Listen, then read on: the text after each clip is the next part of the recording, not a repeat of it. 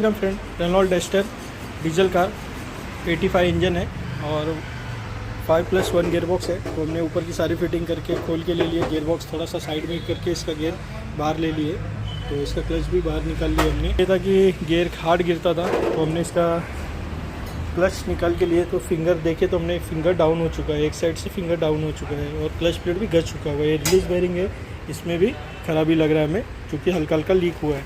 तो हमने look company का नया पूरा किट लेके आए। तो ये देख सकते हैं लुक का है हमारा क्लच और ये हमने प्रेशर प्लेट है हमारा, ये भी लुक का है, देख सकते हैं ये भी लुक का है और क्लच भी हमारा लुक का है। तो हम ये सारी चीज़ें चेंज करके ले रहे, बेयरिंग वगैरह सारा चीज़ चेंज करके ले रहे फ्रेंड।